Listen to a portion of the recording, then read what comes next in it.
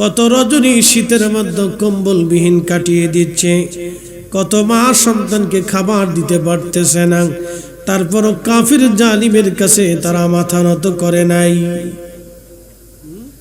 তারা মুসলিম আর আমরা মুসলমান একটু শীত বেশি বললে ফজর রক্তে মসজিদে যাইতে চাই না। কথা কোন ঠিক কিনা? মুসলিম শীত একটু বেশি বললে ফজর রক্তে মুসল্লি মসজিদে নাই, শীতের ডরে মসজিদে ঢুকতে চায় না, বিরাট শীত।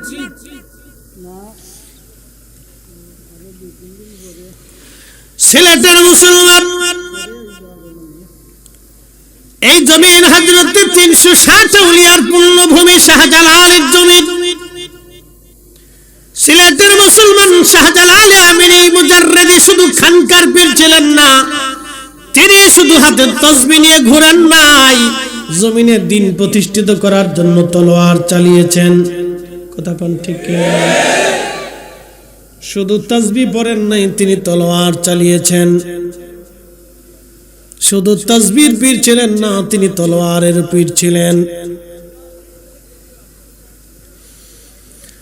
এ ভাই আমার, শুধু খানকার ভিতরে থাকেন নাই, জিহাদের ময়দানেও তিনি থেকেছেন। সুদূর ইয়ামান থেকে জমিনে এসে কালেমার দাওয়াত তিনি পৌঁছিয়েছেন, দ্বীন প্রতিষ্ঠিত করেছেন। আল্লাহর একত্ববাদ, আল্লাহর রাসূলের রাসালাতের সাক্ষ্যে এই জমিনের কোটি কোটি কোটি কোটি পথহারা মানুষকে তিনি পথের দিশা দিয়েছেন। লা ইলাহা ইল্লাল্লাহু মুহাম্মাদুর রাসূলুল্লাহ সাল্লাল্লাহু আলাইহি ওয়াসাল্লাম। এই কালেমার জন্য, এই বিশ্বাসের জন্য, এই সত্যের দাওয়াতের জন্য সারা পৃথিবীর বহু অঞ্চল থেকে পায়ে হেঁটে হেঁটে হেঁটে হেঁটে আল্লাহর ওলি জমিনে এসেছিলেন কালেমার দাওয়াত দেওয়ার জন্য। তিনি একা না, ৩৬০ জন সহযোগী নিয়ে এই জমিনে কালেমার দাওয়াত দিলেন। শুধু একটা বাক্য, লা ইলাহা ইল্লাল্লাহ, আল্লাহ ছাড়া আর কোনো মাবুদ নাই, মুহাম্মাদুর রাসূলুল্লাহ, তিনি আল্লাহর নবী এবং শ্রেষ্ঠ রাসূল। একবার জোরে বলা যাবে কি আল্লাহু আকবার? ঈমানের দৌলত মানব জীবনের সবচেয়ে বড় দৌলত। খুব দৃঢ়ভাবে কঠিন ভাবে ঈমানের দৌলত নিতে হবে। আমাদের দেশের মুসলমানের ঈমানের দৌলত এত দৌলত, মসজিদেও খুঁজে পাওয়া যায়, আবার দুর্গা পূজার সময় পাওয়া যায়। এই কথা কর না কেন? বাংলাদেশে ইসকন, তারা এদেশে উগ্রপন্থী, এদেশে ইসকন উগ্রপন্থী হিন্দু তৈরি করতেছে। কে কথা কর না কেন? আজকে চট্টগ্রামে আমাদের এক আইনজীবীকে হত্যা করেছে। তারা এদেশে বিশৃঙ্খলা তৈরি করে সাম্প্রদায়িকতা সৃষ্টি করার পায়তারা করতেছে। শোনেন, শাহজালালের জমিনের মুসলমান, আমাদেরকে সতর্ক হতে হবে, সতর্ক থাকতে হবে। কোন সাধারণ ধর্ম বলে হিন্দুদের সাথে আমাদের কোনো দূরত্ব নাই। আমরা দেশে মিলেমিশে বসবাস করি, একসাথে ব্যবসা করি, একসাথে বাজার করি, একসাথে সমাজ করি, একসাথে রাজনীতি করি, একসাথে দেশ করি। আমরা একসাথে দেশে চলেছি, একসাথে চলতেছি। ওরা নতুন করে ইসকন তৈরি করে আমার দেশে হিন্দু মুসলমানের দূরত্ব তৈরি করার জন্য এবং সাম্প্রদায়িক দাঙ্গা সৃষ্টি করার জন্য তারা ষড়যন্ত্র করে যাচ্ছে। আমরা মনে করি এই সময় যদি ইসকনকে নিষিদ্ধ না করা হয়, তাহলে আগামী বাংলাদেশের ভিতর রক্তপাত হবে। কথা বলেন ঠিক না?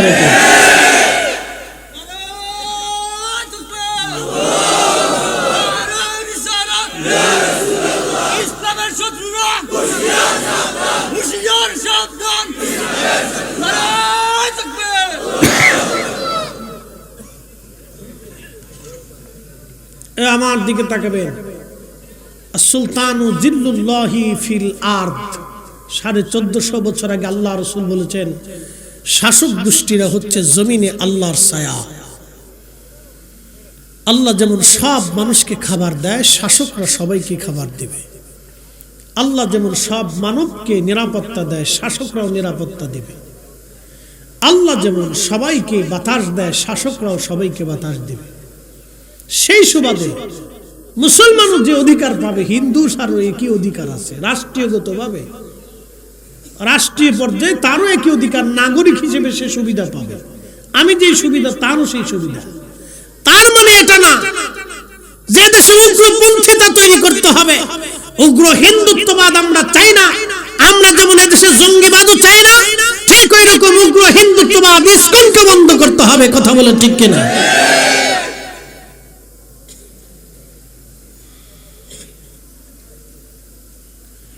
হাজিরিন খুব মনোযোগ দিবেন। এই কালেমার জন্য, এই হকের জন্য, সত্যের জন্য সাহাবায়ে কেরাম যেইভাবে জীবন দিয়েছিলেন, পিঠের চামড়া দিয়েছিলেন, গোশত দিয়েছিলেন, কিন্তু মিথ্যার কাছে তারা মাথা নত করেন নাই। মিথ্যার কাছে তারা মাথা নত করেন নাই। মিথ্যার কাছে তারা কখনো মাথা নত করেন নাই।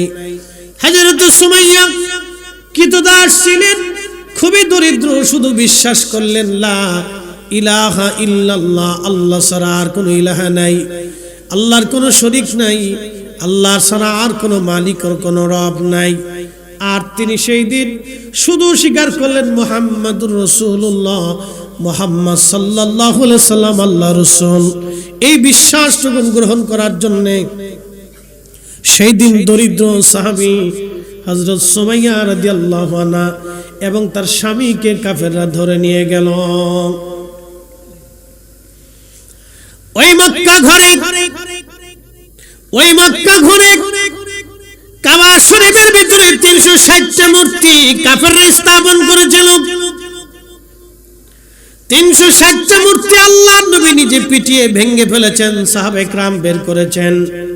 কারণ ঘর আল্লাহর, সেখানে কোনো মূর্তি থাকতে পারে না, কোনো প্রতিমা থাকতে পারে না, সব মিথ্যা পৌত্তলিকতা। এই যে মিথ্যা ভ্রান্ত বিশ্বাস, ভ্রান্ত বিশ্বাস পৃথিবীতে আদিকাল থেকেই ভ্রান্ত বিশ্বাস শয়তান প্রতিষ্ঠিত করেছে। তারা মনে করে মাছ আমাকে দিবে, কেউ সূর্যের পূজা করে, কেউ মূর্তির পূজা করে, পাথরের পূজা করে, বিভিন্ন দেব দেবীর নাম দিয়ে তারা দেব দেবীর পূজা করে থাকে। পৃথিবীতে আল্লাহ ব্যতীত আর কোন রব নাই, অতএব আর কোন দেব দেবীর অস্তিত্ব পৃথিবীর মধ্যে নাই। কি কথা বলেন ঠিক না? কোন অস্তিত্ব নেই। আমার রব ব্যতীত কোন স্রষ্টা নেই পৃথিবীতে। 33 কোটি দেব দেবীর কোন অস্তিত্ব নেই। বিদ্যার দেবতা নেই, খাবারের দেবতা নেই, আলোর দেবতা নেই, আধারের দেবতা নেই, বৃষ্টির দেবতা নেই, পানির দেবতা নেই, আসমানের দেবতা নেই, জমিনের দেবতা নেই, সাগরের দেবতা নেই, সূর্যের দেবতা নেই। সবকিছুর একচ্ছত্র অধিপতি মালিক তিনি আমাদের রব, তিনি আমাদের আল্লাহ। কথা বলেন ঠিক না? তিনি কে? একসাথে বলেন, তিনি কে? তিনি কে?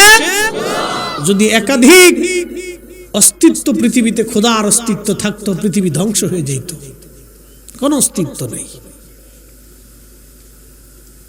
এই ভ্রান্ত বিশ্বাসকে উপড়ে ফেলে সাহাবী রাসূল সুমাইয়া রাদিয়াল্লাহু আনহা তিনি কৃতদাস ছিলেন। যখনই তিনি এই কালেমা গ্রহণ করলেন, তখন কাফেররা ক্ষিপ্ত হয়ে সুমাইয়া রাদিয়াল্লাহু আনহাকে ধরে নিয়ে গেল।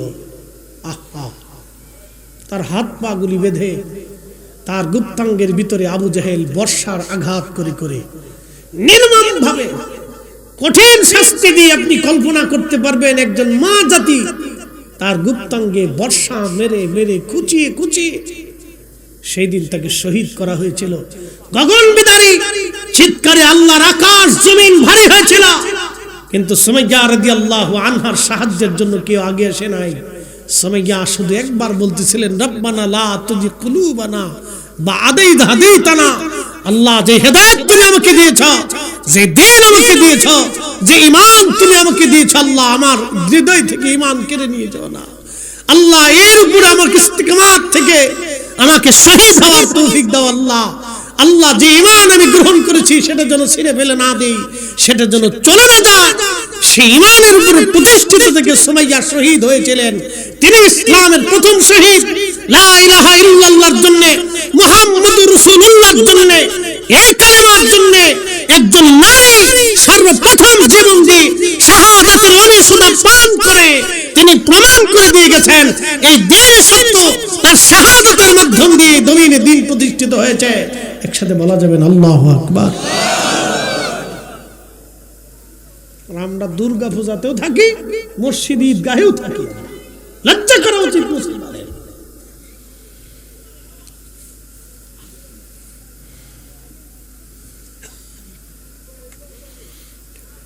প্রিয় উপস্থিতি, হাজিরিন, জানি কথাগুলি আপনাদের বড় কষ্ট হবে, তারপরে ইমানের তাগিদে বলতেছি। বলেন তো ফিরে যাব কার কাছে? একসাথে বলেন কার কাছে? 1400 বছর আগে কোরআন আল্লাহ বললেন কুল্লু নাফস, এমন কোন জীবন নাই দাইকাতুল মউত, মরণের স্বাদ আস্বাদন করতে না হবে, এমন কোন জীবন নাই। আপনার বাড়ির কুকুরটাকে মৃত্যুর স্বাদ নিতে হবে, আপনার বাড়ির বিড়ালটাকে মরণের স্বাদ নিতে হবে, আপনার বাড়ির গরু ছাগল হাঁস মুরগি ভেড়া দুম্বা গাধা ঘোড়া গাছ তরুলতা পাতা সমুদ্রের মাছ নদীর মাছ পুকুরের মাছ জঙ্গলের প্রাণী, এমন কোন জীব এবং জীবন নাই। বর্তমান বিজ্ঞানের গবেষণা অনুযায়ী পৃথিবীতে 4 লক্ষ প্রজাতির জীব জীবন আছে।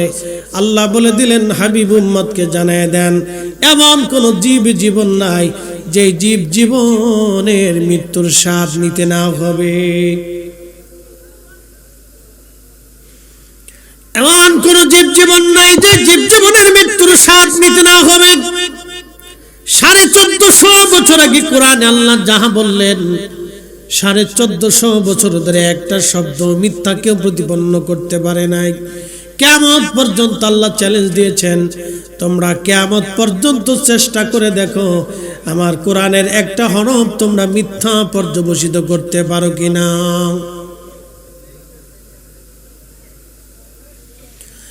এ মুসলমান, খুব মনোযোগ দিবেন। সিলেটবাসী হাজিরিন,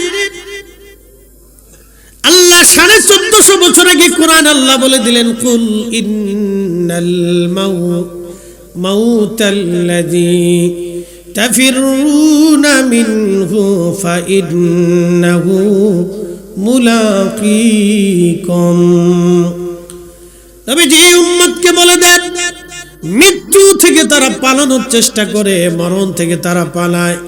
প্রিয় হাবিব উম্মতকে জানায় দেন যতই পালাক মৃত্যু তার সাথে মোলাকাত করবে, এই মরণ তার সাথে মোলাকাত করবে, এই মরণ তার সাথে মোলাকাত করবে, এই মৃত্যু মোলাকাত করবে। সুম্মা তুরাদ্দুনা ইলা আলিমিল গায়বি ওয়াশ শাহাদাত, এই মৃত্যু তার সাথে মোলাকাত করার পরে তাকে আমার আল্লাহ তাকে এমন একটা জায়গায় নিয়ে যাবে, সেই জায়গা আমার রবের স্থান, আমার রবের সামনে নিয়ে যাবে, যিনি আমার আপনার গোপনে সব আমার আল্লাহ জানে। এমন কিছু নাই, রবের কাছে কোনো কিছু গোপন নাই, তিনি সব জানেন। আল্লাহ তার কাছে নিয়ে চলে যাবেন। ফায়ুনাব্বিউকুম বিমা কুনতুম তা'মালুন, আমি আপনার জীবনে যা কিছু করেছেন না কেন সেই দিন আমার রব সবার সামনে সেটা উপস্থাপন করবে, আপনাকে দেখিয়ে দিবে বান্দা তুমি এই কাজ করেছো, এটা তুমি করো নাই, সব আল্লাহ দেখিয়ে দিবে। সিলেটের মুসলমান, তাওহীদ রুবুবিয়্যাতের উপরে রিসালাতের উপরে পরিপূর্ণ ইয়াকিন আপনাকে রাখতে হবে, বিশ্বাস আপনাকে রাখতে হবে। কারণ কোরআনে আল্লাহ যত জায়গা ডাক দিয়েছেন তত জায়গায় ঈমানের কথা আগে আল্লাহ বলেছেন, ইয়া আইয়ুহাল্লাযীনা আমানু, এইভাবে ঈমানদার বলে আল্লাহ ডাক দিয়েছেন। আমিনু বিল্লাহি ওয়া রাসূলি, এই ঈমানদার আমি আল্লাহর উপরে ঈমান আনো, ওয়া রাসূলিহি, আমার রাসূলের উপরে তোমরা ঈমান আনো। আল্লাহর সাথে সাথে তার রাসূলের উপরে ঈমান আনতে আল্লাহ বলে দিলেন। আল্লাহর পর রাসূলের উপরে ঈমান আনতে হবে, আল্লাহর পর তার রাসূলের উপরে ঈমান আনতে হবে। আল্লাহ মানার সাথে সাথে নবী মানতে হবে। আল্লাহ কোরআনে বলে দিলেন, ইয়া আইয়ুহাল্লাযীনা আমানু আতিউল্লাহ ওয়া আতিউর রাসূল। হে ঈমানদার, আল্লাহ মানার সাথে সাথে আমার রসুল মানতে হবে। আমি আল্লাহ যেইভাবে মানবা আমার রসুল ওইভাবেই তোমরা মানবা। একবার জোরে বলা যাবে কি আল্লাহু আকবার। আল্লাহ যেইভাবে মানবা আমার নবীকে সেইভাবে মানবা। আমি আল্লাহকে যেইভাবে বিশ্বাস করবা আমার রসুলকে সেইভাবেই বিশ্বাস করবা। বুঝতে কি কোনো অসুবিধা হচ্ছে আপনাদের? বোঝার চেষ্টা করবেন। আল্লাহ যেইভাবে মানবেন রসুলকে সেইভাবে মানতে হবে। আচ্ছা বলেন, আল্লাহ সত্যবাদী না মিথ্যাবাদী? আমার রসুল একসাথে বলেন, জোরে জোরে বলেন, জোরে বলেন। 63 বছরের জীবনে চুল পরিমাণ তার চরিত্রে কোনো কলঙ্ক আছে? চুল পরিমাণ জীবনে কোনো ধোঁকা আছে? চুল পরিমাণ জীবনে কোনো মিথ্যা আছে? চুল পরিমাণ কখনো তিনি সত্যের খেলাফ করেছেন? কখনোই না, ভুলেও না। এই জন্য আল্লাহ বলছেন, হাবিব উম্মতকে বলে দেন, আতিউল্লাহ, আমাকে যেইভাবে ইত্তেবা করবে, ওয়া আতিউর রাসূল, আপনাকে সেইভাবে ইত্তেবা করতে হবে, সেইভাবেই মানতে হবে। সিলেটের মুসলমান হযরত সুমাইয়া কালেমা পড়ছে নবী দেখে। সুমাইয়া কিন্তু আল্লাহ আগে চিনে নাই, আগে নবী চিনছে। কথা কোন ঠিক কিনা? হযরত ইয়াসারকে ধরে নিয়ে যাওয়া হলো। সুমাইয়া রাদিয়াল্লাহু আনহার স্বামী হযরত আম্মার রাদিয়াল্লাহু আনহুর বাবা হযরত ইয়াসারকে ধরে নিয়ে যাওয়া হলো। তিনিও দরিদ্র মুসলমান ছিলেন। আবু জাহেলের লোকেরা তাদেরকে ধরে নিয়ে হযরত ইয়াসারের 2টা পায়ের মধ্যে রশি বাঁধলো। 2 পায়ের মধ্যে রশি বেঁধে উটের গলার মধ্যে 2 উটের গলার মধ্যে বেঁধে দিল। 2টা উট 2 দিকে সারিয়ে দিল। উট দৌড়াইতে লাগলো। হযরত ইয়াসার রাদিয়াল্লাহু আনহুর মাঝখান থেকে ছিঁড়ে ফেরে ফেরে একজন মানুষ 2টা খণ্ডে বিভক্ত হয়ে গেল। 2 খণ্ডে যখন একজন মানুষ বিভক্ত হয়ে গেল, হযরত ইয়াসার নিজের জীবন দিয়ে দিলেন, কিন্তু ঈমান দেন নাই। নিজের জীবন দিয়েছিলেন, ঈমান দেন নাই। তিনি হযরত ইয়াসার সুমাইয়া রাদিয়াল্লাহু আনহার স্বামী আর স্ত্রী 2 জন একসঙ্গে জীবন দিলেন, কিন্তু ঈমান দেন নাই। একবার জোরে বলা যাবে কি আল্লাহু আকবার? নারা চিৎকার করে জোরে বলেন আল্লাহু আকবার। আমরা সেই মুসলমান জীবন দিতে জানি, ঈমান দিতে জানি না। কথা বলেন ঠিক কিনা? আমরা সেই মুসলিম জীবন দিতে জানি, ঈমান দিতে জানি না। আমাদের ঈমানের অনেক দাম। আল্লাহর নবী বলেন, উম্মত, তোমাদেরকে যদি কেটে কেটে কেটে কেটে টুকরা টুকরা করে ফেলে দেওয়া হয়, তাহলেও তোমরা শিরক করবে না, শিরক করবে না, শিরক করবে না। যদি কেটে কেটে টুকরা টুকরা করা হয় তারপরও শিরক করবে না, শিরক করবে না, বেঈমান হয়ে কবরে যাবে না, বেঈমান হয়ে কবরে যাবে না। যদি তোমাদেরকে কেটে কেটে টুকরা টুকরা করা, আপনাকে এইভাবে ঈমান আনতে হবে। কালেমার উপরে এইভাবে আপনাকে দায়েম কায়েম থাকতে হবে। মুসলিম মুসলিমের মতো হতে হবে।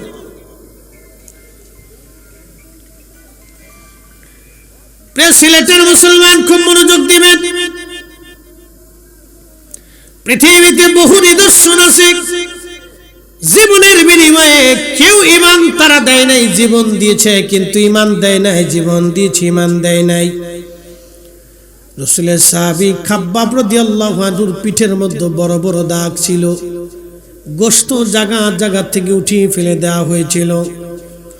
হযরত সাইয়্যিদুনা খলিফাতুল মুসলিমিন ওমর রাদিয়াল্লাহু আনহুর সামনে একদিন খাব্বাব বসে আছেন। কোনো কারণে তিনি চাদর সরিয়ে ফেললেন।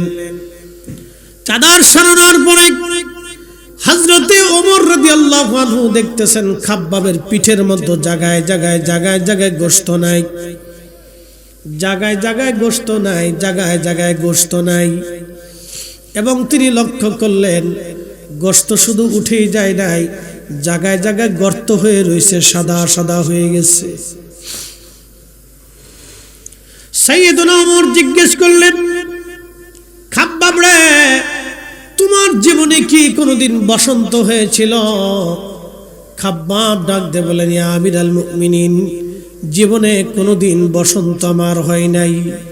তাহলে বলো খাব্বাব, কি জন্য তোমার পিঠের মধ্যে এমন বড় বড় গর্ত হয়ে গেছে? গোশত জায়গায় জায়গায় গোশত নাই, সাদা সাদা হয়ে গেছে। খাব্বাব চোখের পানি ছেড়ে দিয়ে বলেন, আমিরুল মুমিনিন, এই সবই কালেমার বদলায় আমার পিঠের গোশত চলে গেছে, কিন্তু ঈমান আমি ছেড়ে দেই নাই। আমি যেই দিন কালেমা পড়ে বাড়ি ফিরলাম মক্কাতে, আমি দরিদ্র মানুষ ছিলাম, আমি লোহা দিয়ে অস্ত্রপাতি বানাইতাম, আমি কামার ছিলাম, কামার। দরিদ্র হওয়ার কারণে কাফেররা এসে আমার হাত পা গুলি একেবারে শক্ত করে মজবুত করে তারা বেঁধে ফেলল। আমিরুল মুমিনিন, যে কয়লাগুলি আগুনের ভিতরে দিয়ে আমি আঙ্গার বানাইতাম, কয়লা দেখবেন আগুনের মধ্য দিয়ে বাতাস দিলে যত আগুন জ্বলতে থাকে কয়লা আগুনের মতো হয়ে যায়, কয়লাগুলি আগুনের রূপ ধারণ করে। খাব্বাব রাদিয়াল্লাহু আনহু বললেন, আমাকে কাফেররা ওই কয়লাগুলি মাটির মধ্যে বিছাইয়া আমারে ওই কয়লার উপরে চিৎ করে শোয়াইয়া পাথর চাপা দিয়ে ধরে বসে থাকতো।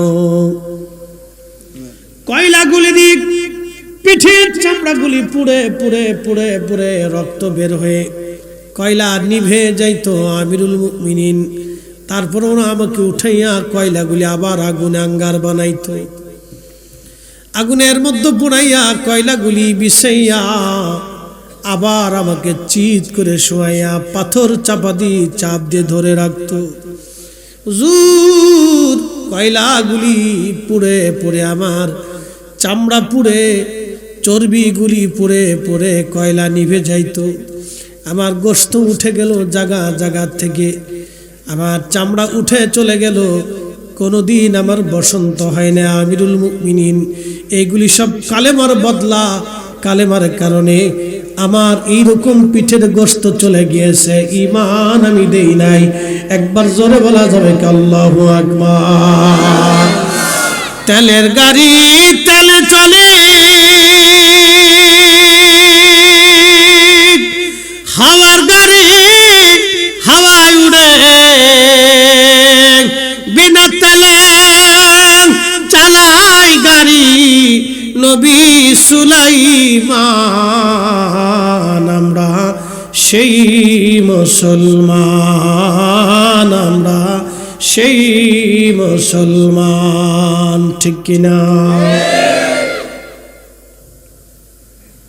ঈদগাহ যাবেন, আবার দুর্গা পূজাতেও যাবেন, কালী পূজাতেও যাবেন, এগুলি চলবে না। কথা কন না কেন, ঠিক কিনা? মনে রাখবেন এগুলি। আমাদের ঈমান কিন্তু ছেলে খেলা না, ঈমান অনেক বড় দামি জিনিস। যদি ঈমান বেঈমান হয়ে একবার কবরে চলে যান তো জিন্দেগি বরবাদ হবে। আবাদুন আবাদাত, চিরস্থায়ীর জন্য আপনাকে জাহান্নামে পড়তে হবে, কোনোদিন আর বের হওয়ার কোনো সুযোগ নেই। সিলেটের মুসলমান শুধু এই উম্মত না, পূর্ব জামানাতেও ঈমানের জন্য বহু জনকে পরীক্ষা দিতে হয়েছিল। এই ঈমানি পরীক্ষা পূর্ব জামানাতেও বহু দিতে হয়েছে। আল্লামা ইমাম আবুল ফারাজ ইবনুল জৌজি তিনি একটা ঘটনা তিনি লিখতেছেন তিনার ইউনুল হেকায়াতের মধ্যে। পূর্ব জামানাতে একজন যুবক 24 ঘন্টা আল্লাহর ইবাদতে কাটায় দিত, একটা সেকেন্ডের জন্য সে ইবাদত বন্ধ করত না। তো অল টাইম খানকার ভিতরে সে ইবাদত করে। এলাকাতে দেখবেন কিছু দুষ্ট লোক আছে, যুবকরা নামাজে গেলে ওই আপনার পাশ থেকে বাজে বাজে কথা বলে, হ্যাঁ দেখছ না নামাজ পড়তেছে, বিরাট বুজুর্গ, হাসি তামাশা করে। রোজা রাখলে ভালো কাজ করলে দেখবেন কোন যুবক যদি ভালো কাজ করে আরো 10টা আরো 2টা দেখবেন তাকে বাজে কমেন্টস করতে থাকে, খারাপ কথা বলে। দূর, এগুলো করে কি পাবে? এই যে দেখবেন আমার এই যুবক শ্রেণীগুলি যারা মাহফিলে কষ্ট করতেছে, ওদেরকে আরো 10 জন দেখবেন দূর এইগুলি করে কি লাভ পাবে, কি পাইছিস জীবনে, নানান ধরনের এই কথা বলতে থাকে। কিন্তু এই কথাগুলিকে উপেক্ষা করে যারা আল্লাহর দিকে ফিরে আসে তারা হলো অরিজিনাল। কথা বলেন ঠিক না বেঠে? তাদের ঈমান আর ওদের ঈমান হাজার দিন রাত পার্থক্য, আকাশ ও জমির পার্থক্য হবে। এ মুসলমান, এ মানব জাতি, অবশ্যই আমাদেরকে কবরে চলে যেতেই হবে, অবশ্যই আমরা আল্লাহর কাছে ফিরে চলে যাব। এই গ্রামে 100 বছর বয়সী কেউ আছে? আবার বলি, এই গ্রামে 100 বছর বয়সী কেউ আছে? কেউ নাই। এর অর্থ হচ্ছে 100 বছর আগে যারা এই গ্রামে ছিল তারা আজকে সবাই মাটির নিচে চলে গেছে। ঠিক 100 বছর পরে আপনারাও সবাই আমরা মাটির নিচে চলে যাব।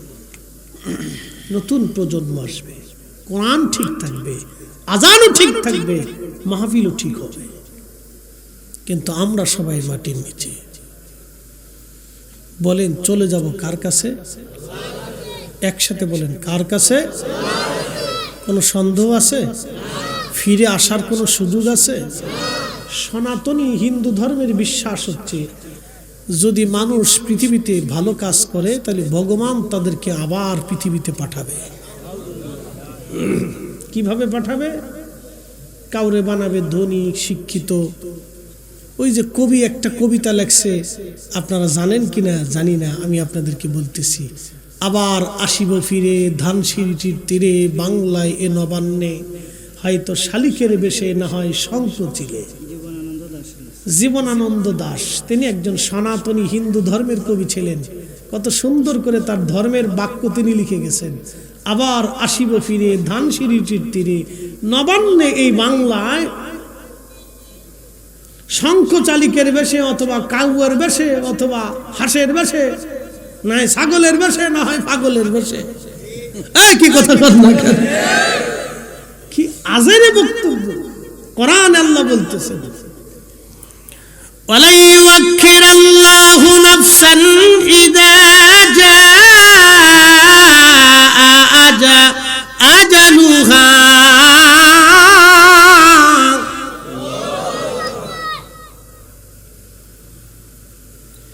আল্লাহ কোরআনে বলতেছে, হাবিব উম্মতকে জানান, একবার যখন হায়াত শেষ হবে, 1 সেকেন্ড পৃথিবীতে থাকার আর সুযোগ নাই।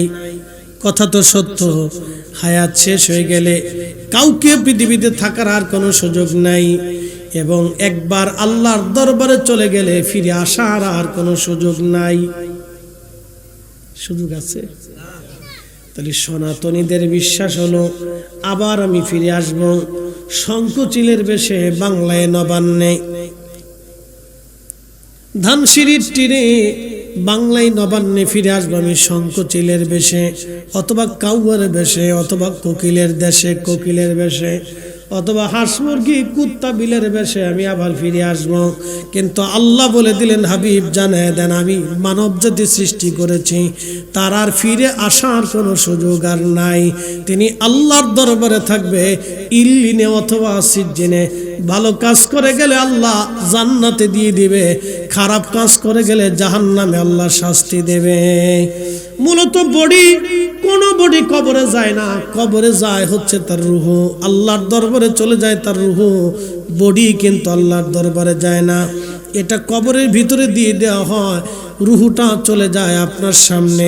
যিনি চলে গেল রূহ, দেখবেন তাকে দেখা গেল না, যে নিয়ে গেল তারেও দেখা গেল না, কিন্তু নিয়ে গেছে সত্য, যিনি নিলেন তিনিও সত্য, যাকে নেওয়া হলো সেও সত্য, এবং যার হুকুমে নেওয়া হলো আমার রব তিনিও সত্য, যেই জগতে নিয়ে যাওয়া হলো সেই জগৎ সত্য।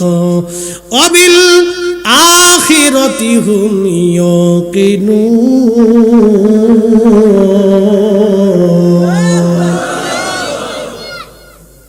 আখিরাত সত্য,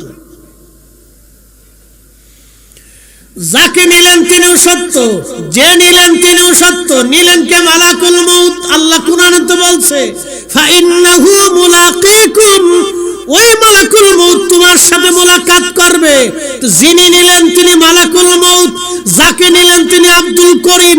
বডি নেই নাই, রূহ নিয়ে গেছে। বডি নিছে, কি নিল? রূহ নিল। তো রূহ ছিল কোথায়? প্রথমে মায়ের পেটে পাঠানো হলো, তার আগে ছিল কি? তা রূহের জগতে। কে সৃষ্টি করছে? আল্লাহ। ইয়া আইয়ুহাল ইনসান মা গাররাকা বিরাব্বিকাল কারীম। হে মানব জাতি, তোমাকে কিসে আল্লাহ থেকে জুদা করলো? কে তোমাকে আল্লাহ থেকে জুদা করলো? কিসে তোমাকে আল্লাহ থেকে জুদা করলো? আল্লাযী খালাকাকা, অথচ আমি তোমাকে সৃষ্টি করেছি। ফাসাওয়াকা ফাআদালাক, সবিন্যস্ত করেছি, সুঠাম করেছি। তোমার চোখের জায়গা চোখ দিয়েছি, আলো দিয়েছি, জবান দিয়েছি, জিহ্বা ফিট করেছি। দাঁতের নিচে কখনো জিহ্বা পড়ে না, এটা লেভেল করে তৈরি করা হলো। দাঁতের জায়গা দাঁত থাকবে, জিহ্বার জায়গা জিহ্বা থাকবে, চোখের জায়গা চোখ থাকবে, কানের জায়গা কান থাকবে। আল্লাহ একটা আঙ্গুল না দিয়ে 5টা আঙ্গুল দিয়ে দিলেন। সেখানে আবার জোড়ায় জোড়ায় ভেঙে দেওয়ার শক্তি দিলেন, ধরার সুযোগ করে দিলেন। পা দিয়ে হাঁটার, ঘুমানো, ভেঙে থাকার সুযোগ করে দিলেন। আল্লাহ ঘুমানোর ব্যবস্থা করে দিলেন, আরামের জন্য রাত সৃষ্টি করে দিলেন, কাজের জন্য দিনের আলোর সৃষ্টির জন্য সূর্য সৃষ্টি করে দিলেন। আল্লাহ বলতেছেন, তোমাকে কে আল্লাহ থেকে জুদা করলো? বলো, আমি তোমাকে সৃষ্টি করছি। মায়ের পেটের মধ্যে যখন সন্তান ধীরে ধীরে ধীরে ধীরে ধীরে ধীরে বড় হয়, তো কোথার থেকে হয়? সুম্মা জাআলা নাসলাহু মিন সুলালাতিন মিন মাইন মাহিন। আমি মানুষকে সৃষ্টি করেছি বাবা এবং মায়ের শরীর থেকে নির্যাস পানি, মিন মাইন মাহিন থেকে। এ মানব জাতি, কে তোমাকে আল্লাহ থেকে জুদা করলো? বলো, কিসে তোমাকে আল্লাহ থেকে জুদা করলো? বলো, কে তোমাকে সিজদা থেকে জুদা করলো? কে তোমাকে নামাজ থেকে জুদা করলো? কে তোমাকে জিকির থেকে জুদা করলো? কে তোমাকে আমার রাসূল থেকে জুদা করে দিল? বলো, আমি তোমার জন্য সব করেছি। বলেন, সে মালিকের নাম কি? আল্লাহ। একসাথে বলেন, কে? সিজদা হবে কার? আইন মানব কার? জিকির হবে কার? এই জন্য আল্লাহর তাওহীদ ও রুবুবিয়তের উপরে 100% পিওর ইয়াকিন আপনাকে রাখতে হবে। কথা বলেন, ঠিক না বেঠিক?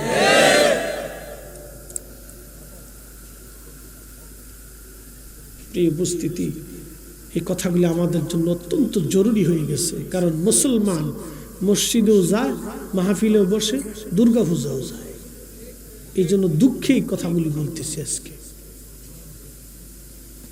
হাজার হাজার হাজার হাজার যুব শ্রেণী আমাদের ভ্রান্ত পথের মধ্যে চলে যাচ্ছে।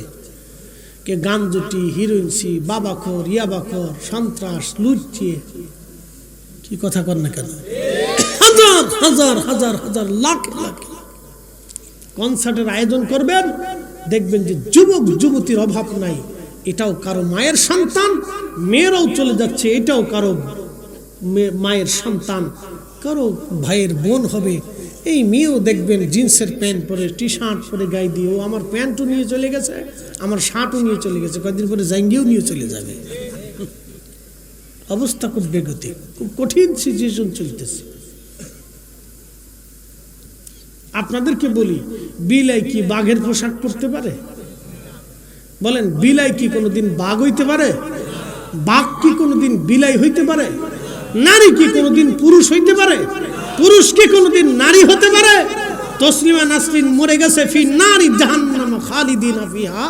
এই বেটা মা মুসলমান, বাপ মুসলমান, এই মহিলা নাস্তিকতায় বিশ্বাসী হয়ে কবরে চলে গেল। এই মহিলা বলল, পুরুষও দাঁড়ায় মতে, বেডিরও দাঁড়ায় মতে। কত পাগল দেশে! তার মানে বুঝে গেল মস্তিষ্কে অসুস্থতা আছে। কি কথা কন না কেন? মস্তিষ্কে অসুস্থতা আছে। তা না হলে এই কথা কে বলে যে নারীকে তো আল্লাহ ওইভাবেই তৈরি করছে। আবার বলি, বিলাই কখনো বাঘ হইতে পারে? কখনোই না। শিয়াল কোনোদিন কুত্তা হতে পারে? কুত্তা কোনোদিন শিয়াল হইতে পারে? নারী কোনোদিন পুরুষ হতে পারে না, পুরুষ কোনোদিন নারী হতে পারে না। নারীর পোশাকে নারী সুন্দর, পুরুষের পোশাকে পুরুষ সুন্দর। নারী তার পোশাক পরবে, পুরুষ তার পোশাক পরবে। নারী পুরুষের পোশাকে হাত দেয় কেন? বুঝা গেল নারীর ব্রেনে অসুস্থতা আছে। এই অসুস্থতা যতদিন বাড়তে থাকবে, আমাদের সমাজ ধ্বংস হতে থাকবে। কথা বলেন, ঠিক না? প্রশ্ন রাখবেন মুফতি ফরিদি, সমাজ কিভাবে ধ্বংস হবে? জানা বাড়তে থাকবে, কার বাচ্চা কার সন্তান হুঁশ পাবেন না। আমেরিকাতে যায় দেখেন অনেক সন্তান আছে বাবার পরিচয় নেই। কথা বলেন। মেসি বিয়ে করছে, দুঃখিত, মেসি বিয়ে করার আগে 2টা বাচ্চার মালিক। আচ্ছা বলেন হালাল জাদা না হারাম জাদা? একসাথে বলেন হালালে না হারামে? ওটা বিয়ে করার আগে 2 বাচ্চার বাপ হয়ে গেছে। তো বাপ হলো কেমনে? যারা মেসির ভক্ত আছেন মাফ করে দিবেন, আমি কোনো খেলা টেলা দেখি না, আমি সাতা কারো ভক্ত সত্য না। ওই আমি কোনোটাই দেখি না, ক্রিকেটও দেখি না, ফুটবলও দেখি না। ও সাতার ভিতরেই নাই, ও টাইমই নাই। পেশাব করার টাইম পাই না, তোর ফুটবল খেলা দেখবো সাতার সময় আছে আমার? মাঝে মধ্যে পেশাবেরও টাইম পাই না। পেশাব শান্তি ধরে ওয়াজ করা লাগে, কি করবো, টাইম নেই তো। খেলা দেখার সময় নেই। এই হচ্ছে ইসলামী জিন্দিগি, কত পবিত্র জিন্দিগি। প্রশ্ন করি জবাব দিবেন তো, আল্লাহ পাক না না পাক? একসাথে বলে, আল্লাহ কি পাক ছাড়া কবুল করে? নো, নেভার, কখনই করে না। যুবক, আপনি যত সুন্দর হোক, আপনাকে যদি এখন স্টেজে এনে ল্যাংটা করা হয়, উলঙ্গ করা হয়, কেমন দেখা যাবে? বিচ্ছিরি দেখা যাবে না? আপনার চেহারা, স্বাস্থ্য, সৌন্দর্য, বডির স্ট্রাকচার অনেক সুন্দর, কিন্তু আপনাকে ল্যাংটা করার পরে দেখবেন একবার বিচ্ছিরি দেখা যাচ্ছে। তো ঠিক পোশাকে মানুষ সুন্দর, কি কথা ঠিক কিনা? পোশাকে মানুষ সুন্দর। তো নারী তার নারীর পোশাক পরবে, পুরুষ তার পুরুষের পোশাক পরবে। নারী কেন পুরুষের পোশাক নিতে যাবে? আর পুরুষ কেন নারীর দুল, ওই হাতের বালা, গলার মালা এগুলি নিতে যাবে? কারণ কি? কথা বুঝতে পারছেন? একটা কানের এখানে দেয়, একটা মাথার ভিতরে কোনটা বাঁধে, এখন কি চুল সিস্টেম করার জন্য কি গার্ডার মার্ডার কি জন্য দেয়? তাই মাঝে মধ্যে চিন্তা করি এটা কি পুরুষ না ইজলিয়া কইতারি না। তা আমি তো মাঝে মধ্যে আমার এই বাসার সামনে দিয়ে পদ্মা সেতুলের, তো বাসায় ঢোকার সময় রাত 2টা 3টে 4টে 5টাও বেজে যায়। তো মাঝে মধ্যে পদ্মা সেতুতে, ওটা তো খুব সুন্দর রাস্তা, হবে এক্সপ্রেস হাইওয়ে, খুব সুন্দর। ওই ছেলেরা মেয়েরা রাত্রিবেলা মোটরসাইকেল রেসলিং করে। তো মাঝে মধ্যে চিন্তা করি সামনেরটা বেডা না পিছেরটা বেডা, দিশে পাই। আর এখন তো শীতকাল আসতেছে, আরো খুঁজে পাওয়া যাবে, পিছনে বেডা না সামনে বেডা, পিছে জন্ডিস না সামনে জন্ডিস, আমি কইতে পারি না। এই অবস্থা চলতেছে। তাহলে পিছে যে জন্ডিস আছে এটাও কারো মেয়ে, হতভাগা কোন মায়ের সন্তান যেন জানি না। মা সন্তান জন্ম দিছে, অনেক কষ্ট করছে সন্তানের পিছনে, জন্ম দেওয়া থেকে শুরু করে এটাকে বড় করা পর্যন্ত মার পরিশ্রমের কোনো শেষ হয় নাই। কিন্তু মেয়ে পর পুরুষের পিছনে মোটরসাইকেল চলে ঘুর ঘুর করে ঘুরে বেড়াচ্ছে। ছি ছি ছি, লজ্জা করা উচিত। মানুষের সামান্যতম লজ্জা থাকা উচিত। যে একজন নারী কি করে একজন পুরুষের পিছে চড়ে বেহায়া পুরুষের মতো, বেহায়া নারীর মতো রাস্তা দিয়ে ঘুরতে থাকবে? বলে যুবক, আপনাকে বলতেছি, কোনদিন মানবেন আপনার চোখের সামনে আপনার মেয়ে জেনা করুক? কোনদিন মানবেন আপনার স্ত্রী অন্য পুরুষের হাত ধরে যে জেনা করুক? কোনদিন মানবেন আপনার মেয়ে, আপনার বোন অন্য পুরুষের সাথে জেনা করুক? আপনি যেরকম মানেন না, তো ঠিক আপনার অন্তর সাক্ষী দেয় না 1450 বছর আগে আল্লাহ এবং তার রাসূল এটাকে নিকৃষ্ট হারাম করে দিয়ে গেছে। কথা বলেন ঠিক না? এই জন্য পর্দার বিধান চালু করে দিয়ে গেছে। আপনাকে বুঝতে হবে এটা। এই জন্য পর্দাকে ফরজ করে দেওয়া হচ্ছে। ইসলামের মতো সুন্দর জীবন ব্যবস্থা আর পৃথিবীতে কিছু হতে পারে না।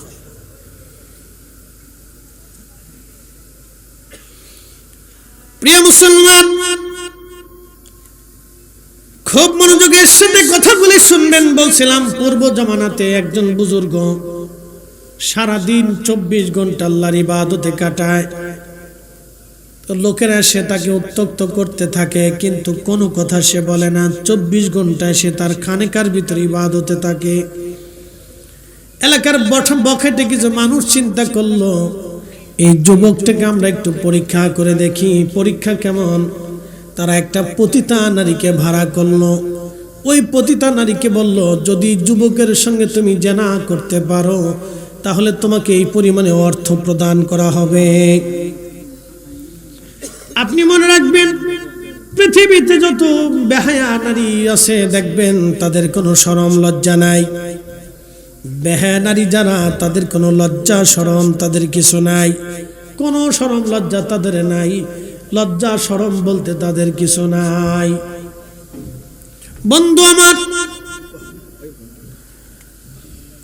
আল্লাহর নবী বলতেছেন, ওই যুবক রাত্রিবেলা ইবাদত করতেছে, মহিলা একটা পতিতা নারীকে ভাড়া করা হলো, তোমরা এই যুবকের সঙ্গে জেনা করবা।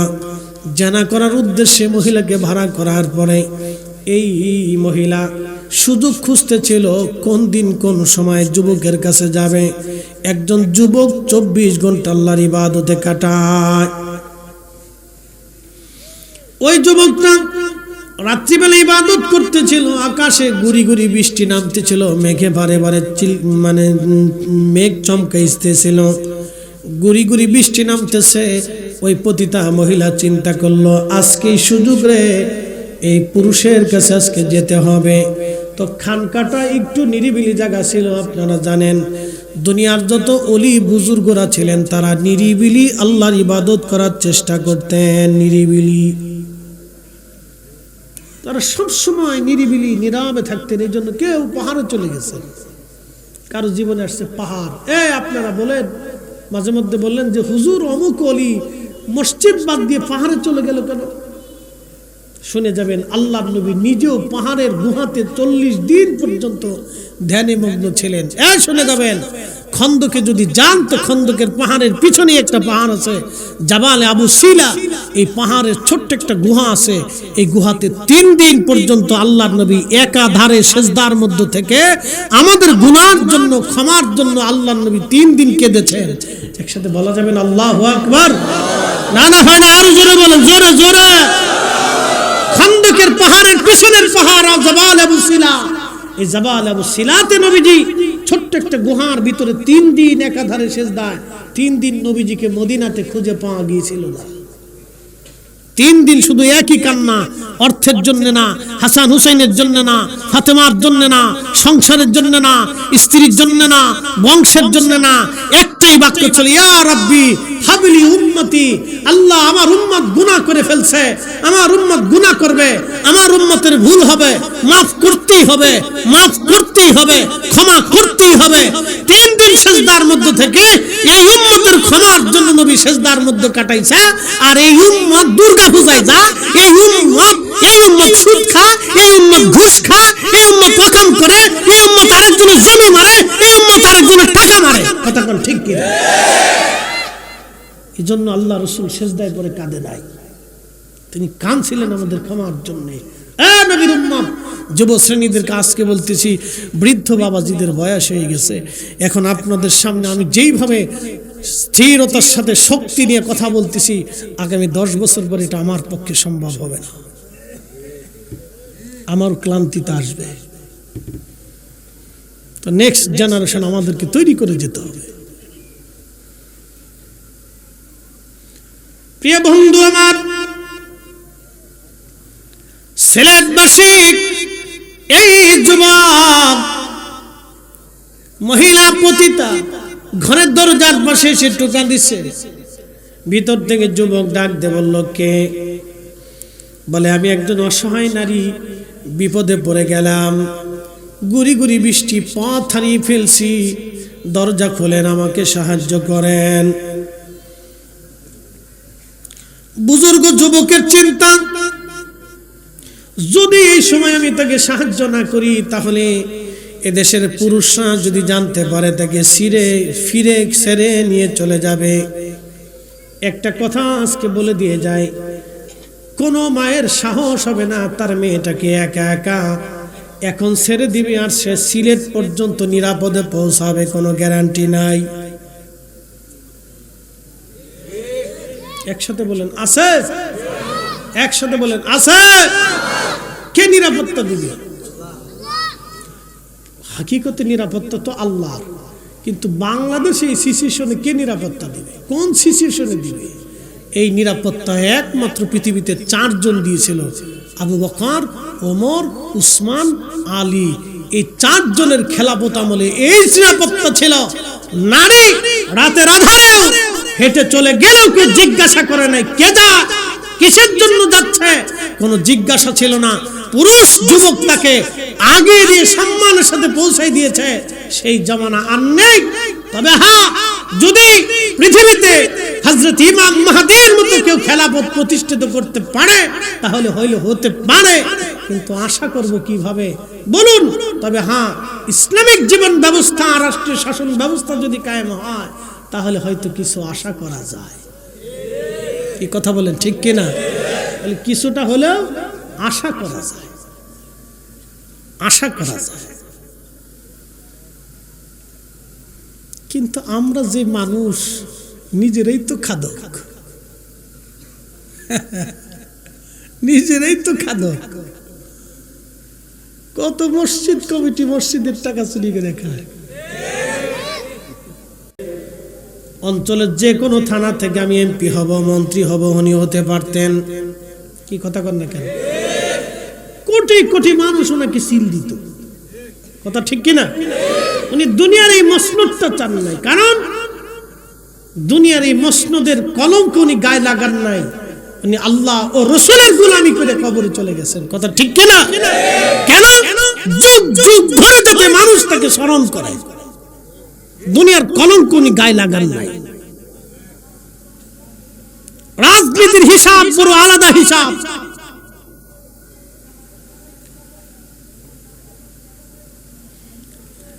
বন্ধু আমার, খুব মনোযোগ দিবেন।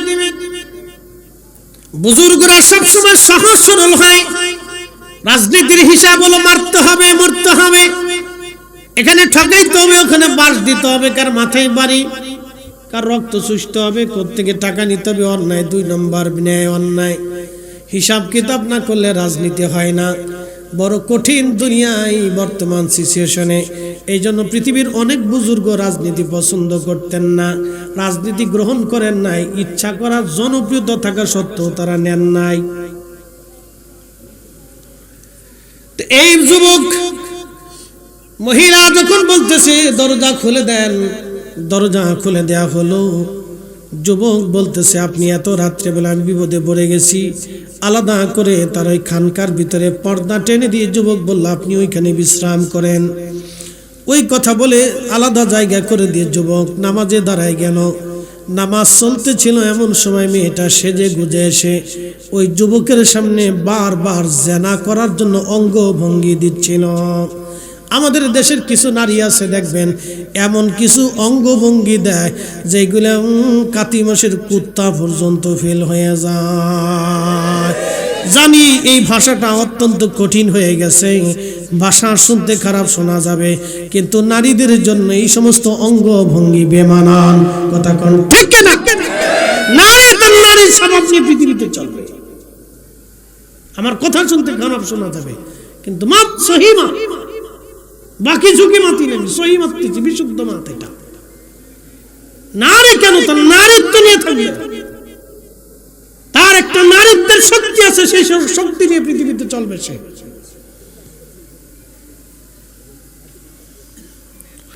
বন্ধু মনোযোগ দিবেন। এই যুবক অঙ্গভঙ্গি দিচ্ছিল এই মহিলা জানা করার জন্য। যুবক চিন্তায় পড়ে গেলেন এই মহিলা তো আমাকে জানা করার জন্য উদ্বুদ্ধ করতেছে, কিন্তু যুবক মন তো জানার জন্য উদ্বুদ্ধ মন হয়ে যায়, বারবার জানার দিকে ঝুঁকে যায়। যুবক তখনই নিজের মনকে ডাক দিয়ে বলতেছে যুবক রে, তুমি জানা করতে চাইতেছ, দুনিয়ার আগুনে জাহান্নামের আগুনে পড়ার আগে দুনিয়ার আগুন তুমি সহ্য করে দেখো। এই কথা বলে তার সামনে যে প্রদীপ জ্বলতেছিল তার একটা আঙ্গুল প্রদীপের মধ্য দিয়ে পুড়িয়ে ফেললো। যখন একটা আঙ্গুল পুড়াইলো তারপরেও তার জানার লিপ্সা যায় না, দ্বিতীয় আঙ্গুল পুড়িয়ে ফেললো। এইভাবে সারা রাত্র ওই মহিলার জানা থেকে বাঁচার জন্য সে তার হাতের 10টা আঙ্গুল পুড়িয়ে ফেললো, তারপরেও ওই নারীর সাথে জানা করে নাই। একবার জোরে বলা যাবে আল্লাহু আকবার। এরা হচ্ছে মুসলমান। কথা বলেন ঠিক কিনা? এরা মুসলিম। ইতিমধ্যে আল্লাহ এই নারীকে হেফাজত করার জন্য, এই দুঃখিত এই পুরুষকে হেফাজত করার জন্য এই নারীকে আল্লাহ হত্যা করলেন। স্টক করে মারা গেল। তো ওই যে বখাটে লোকগুলি এই নারীকে ভাড়া করছিল, এটা একটা পরীক্ষা। তো বখাটেরা পুলিশ নিয়ে আসছে, রাষ্ট্রের সৈন্য নিয়ে এসে বলতেছে এই মহিলাকে এই পুরুষে তার খানকার ভিতরে হত্যা করছে এবং তাকে ধর্ষণ করছে, মেরে ফেলছে। কি বিপদ! আল্লাহ এক বিপদ থেকে বাঁচাইয়া আর এক বিপদের মধ্যে ফেলাই দিল। পরীক্ষা চলতেছে। তো রাষ্ট্রের সৈন্যরা তাকে ধরে নিয়ে গেল, রাজার সামনে বিচার বসে গেল। যুবক বলতেছে, রাজা আপনি তো আমাকে জানেনই, আমি কখনো জেনা করিনি, তাকে হত্যাও করিনি। রাজা বলতেছে, যুবক বুজুর্গ, আমি আপনার কথা বিশ্বাস করে নিলাম। আপনি বুজুর্গ, আমি জানি আপনি জেনাও করেন নাই, হত্যাও করেন নাই, কিন্তু আপনার ঘরেই তার মৃত্যু সংগঠিত হয়েছে। আদালত চায় সাক্ষী। এ যুবক, আপনার বিরুদ্ধে সাক্ষী হলো আপনার ঘরের মধ্যেই মৃত্যু সংগঠিত হয়েছে। লোকেরা বলতেছে আপনি হত্যা করেছেন এবং তাকে ধর্ষণ করেছেন, কিন্তু আপনি যে তাকে হত্যা করেন নাই, ধর্ষণ করেন নাই, তার কি কোনো প্রমাণ আপনার কাছে আছে? বিচার তো সাক্ষী চায়, আদালত সাক্ষী চায়, তা আপনার কি কোনো সাক্ষী আছে? তো যুবক বলতেছে, বাদশাহ তাহলে আমাকে কি একটু সময় দেওয়া যাবে? আমি 2 রাকাত নামাজ পড়ে আমি আমার মালিকের সাথে কথা বলবো।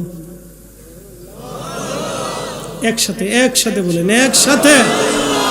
কার সাথে কথা বলবে? আল্লাহর সাথে। আল্লাহর সাথে কথা বলা যায়? কথা বলেন, যায় তো? আল্লাহর সাথে কথা বলা যায়। আপনি বলেন না তাই বুঝেন না, আল্লাহর সাথে কথা বলা যায়। আল্লাহর সাথে শাহজালাল কথা না বলে জমিন আসে নাই। আল্লাহর সাথে ফুলতলি কথা না বলে এই জমিন এইভাবে কোরআনের খেদমত করে নাই। আল্লাহর সাথে বদরপুরি কথা বলেছে, মুজাদ্দিদ আল হুসাইনি কথা বলেছে, খাজা বাবা আজমেরি বলেছে, ইমামুল আজম আবু হানিফা বলেছে। আল্লাহর সাথে তারা কথা বলতো। কি কথা কন না কেন? সালাতে দাঁড়ায় আল্লাহর সাথে কথা বলতো, মুনাজাতে আল্লাহর সাথে কথা বলতো। কে বলছে আল্লাহর সাথে কথা বলা যায় না? কথা বলা যায়, কিন্তু বান্দার মতো বান্দা হতে হবে। ঠিক কিনা? বান্দা হতে হবে আপনাকে। প্রিয় উপস্থিতি, মনোযোগ দিবেন। ইয়া আইয়ুহাল্লাযীনা আমানুস্তাঈনু বিস-সাবরি ওয়াস-সালাহ। হে ঈমানদার, তুমি আমি মালিকের সাহায্য গ্রহণ করো 2 পদ্ধতিতে। 1 নাম্বার পদ্ধতির নাম সালাত, দ্বিতীয় পদ্ধতির নাম হচ্ছে সবর। নামাজ এবং সবরের মাধ্যমে তুমি আমি আল্লাহর সাহায্য নাও। ঠিক তখনই যুবক ওযু করে 2 রাকাত নামাজ পড়ে আল্লাহর দরবারে 2 হাত বাড়ায় দিয়ে বলেন, হে রব, আমি জানি আমি যে অপরাধ করি নাই সেই অপরাধের শাস্তি আপনি আমাকে দেবেন না, কারণ আমি তো জেনাও করি নাই, হত্যাও করি নাই, এই শাস্তিও আমি পাবো না আমি জানি। তবে হ্যাঁ, রাজার আইনের বিচারে আমি অপরাধী হয়ে গেছি। রাজা আমাকে ফাঁসির কাস্টে ঝুলাবে অথবা আমাকে হত্যা করবে, শুলে চড়াবে। রব্বি, মৃত্যু দিও, আমার কোনো ভয় নাই, কারণ আজ অথবা কাল অবশ্যই আমি আল্লাহ আপনার কাছে আমি চলে যাব। আল্লাহ, অবশ্যই আপনার বান্দা আপনার কাছে চলে যাবে। বিশ্বাস দেখছেন? বলতেছি, রব্বি, আমি আজ হোক আর কাল হোক অবশ্যই তো আপনার কাছে চলে যাব। আল্লাহ, মৃত্যু নিয়েও কোনো অভিযোগ আমার নাই আল্লাহ, কিন্তু আমার ভয় হচ্ছে যদি এইভাবে এই মুহূর্তে আমি মারা যাই, সারা জীবন লোকেরা আমাকে কলঙ্কিত করবে, এবং শুধু আমি কলঙ্কিত হব না, যত আলেম এবং আবেদ, পৃথিবীর যত আলেম এবং আবেদ আছে সবাই সেই দিন কলঙ্কিত হবে। আর আল্লাহ, দুনিয়ার কোনো আলেম এবং আবেদের কলঙ্ক আমারে বানায়ও না, দুনিয়ার কোনো আবেদ এবং আলেমের কলঙ্ক তুমি আমারে বানায়ও না। ঠিক এইভাবে যখন বিনয় সে আল্লাহর সাথে কথা বলতেছিল, ওই মহিলার জীবন আল্লাহ দিয়ে দিলেন। মহিলাটা জিন্দা হয়ে সবার সামনে মরা থেকে উঠে বসে গেল। একবার জোরে বলা যাবে আল্লাহু আকবার। মহিলা মরার থেকে উঠে বসলো। মহিলা মরা থেকে উঠে বসার পরে এই মহিলাটা তখন রাজাকে বলতেছে, হে রাজা,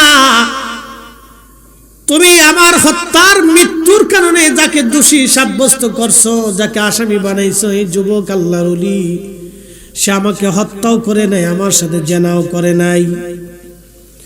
আমার থেকে জেনার থেকে বাঁচার জন্য আমি তাকে উদ্বুদ্ধ করতে গিয়েছিলাম জেনা করার জন্য।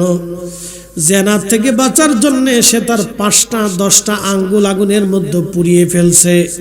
তোমরা যদি দেখতে চাও তার আঙ্গুলের দিকে তাকায় দেখো, সে আমাকে হত্যাও করে নাই, জেনাও করে নাই। সে আমার প্রলোভন থেকে বাঁচার জন্য তার 10টা আঙ্গুল সে পুড়িয়ে ফেলছে, তোমরা প্রমাণ দেখে নাও।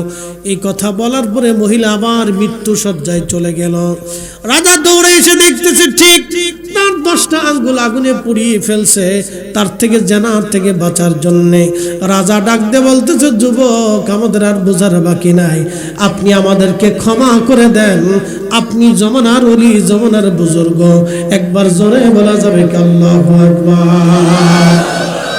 তাহলে আল্লাহর পথে থাকলে সাহায্য কে করে?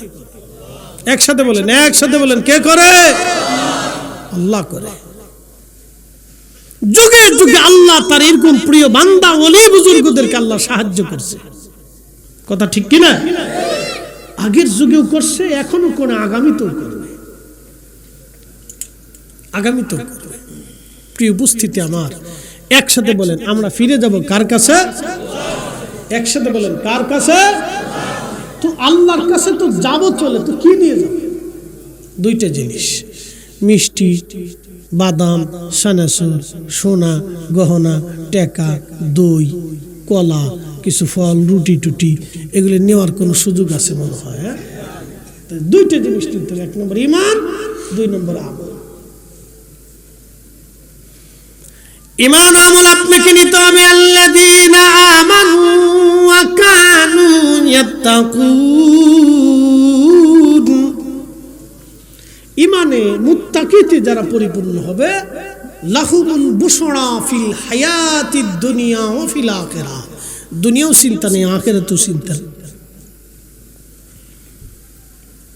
আল্লাহ আলো বলেছেন, ইন্না, আমার দিকে তাকাবেন, এখানে অনেক ভাইরা বসা আছে। কিয়ামতের ময়দানে কি আল্লাহ চেহারা দেখে ফয়সালা করবে? পোশাক দেখে, স্বাস্থ্য দেখে? কিচ্ছু দেখে না। ইন্না আকরামাকুম ইনদাল্লাহি আতকাকুম। ঢাকা ইউনিভার্সিটির সবচেয়ে বড় ফার্স্ট বয় যে, এটা দেখে আল্লাহ ফয়সালা করবে না। পৃথিবীর কোন বিশ্ববিদ্যালয়ের চ্যান্সেলর, ভাইস চ্যান্সেলর, প্রিন্সিপাল, অধ্যক্ষ, উপাধ্যক্ষ, মুহাদ্দিস, শাইখুল হাদিস, এগুলি দেখেও আল্লাহ ফয়সালা করবে না। আল্লাহর একটাই ফয়সালা হবে, ইন্না আকরামাকুম ইনদাল্লাহি আতকাকুম। যার অন্তরে আল্লাহর ভয় বেশি হবে, দিন মজুর রিকশাওয়ালা হলেও সে কিয়ামতের ময়দানে সম্মানিত হবে। আর আল্লাহর ভয় যদি দুনিয়াতে না থাকে, সে পৃথিবীর বড় ভাইস চ্যান্সেলর হলেও, অক্সফোর্ড, হার্ভার্ড এবং মিশর আল আজহার বিশ্ববিদ্যালয়, মদিনা ইউনিভার্সিটির চ্যান্সেলর, ভাইস চ্যান্সেলর হলেও আল্লাহর দরবারে তার 4 পয়সা মূল্য হবে না। কথা বলেন ঠিক না বেঠিক? কোনো দাম নেই। রিকশাওয়ালার চাইতেও সে অসহায় থাকবে কিয়ামতের ময়দানে। এই জন্য দুনিয়াতে যারা সম্মানিত হবে, মেহশরের মাঠে তারা অপমানিত হবে। দুনিয়াতে অনেক মানুষ অসম্মানিত থাকবে, কিয়ামতের ময়দানে তারা সম্মানিত হবে। ইন্না আকরামাকুম ইনদাল্লাহি আতকাকুম। শুধু তাকওয়ার কারণে, তাকওয়ার কারণে, তাকওয়ার কারণে, আল্লাহ ভীতির জন্য, রাসূলের গোলামির জন্য কিয়ামতের ময়দানে তারা সম্মানিত হবে। একসাথে বলা যাবে না মারহাবা? ফিরে যাব কার কাছে? একসাথে বলেন, কার কাছে?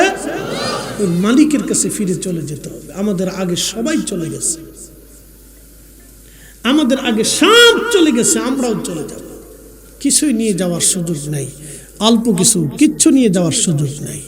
তোমার তারাম উপস্থিতি, আপনাদেরকে ছোট্ট করে বলি, আমরাও চলে যাব শূন্য হাতে। পৃথিবীর বহু রাজা, ধীরাজ, ধনী ব্যক্তিরা কবরে চলে গেছে শূন্য হাতে, আমরাও শূন্য হাতে চলে যাব। কিছুই নিয়ে যাওয়ার কোনো সুযোগ নাই। সুযোগ যেহেতু নাই, তো আল্লাহ বলছেন, ওয়ানফিকু মিম্মা রাযাকনাকুম মিন ক্বাবলি আইয়াতিয়া আহাদাকুমুল মাউত। মৃত্যু আসার আগে তুমি আল্লাহর পথে কিছু অর্থ ব্যয় করো, তোমার মরণ আসার আগে তুমি দাও। সদকা দান মানুষকে বালা থেকে বাঁচায়, সদকার মাধ্যমে পৃথিবী থেকে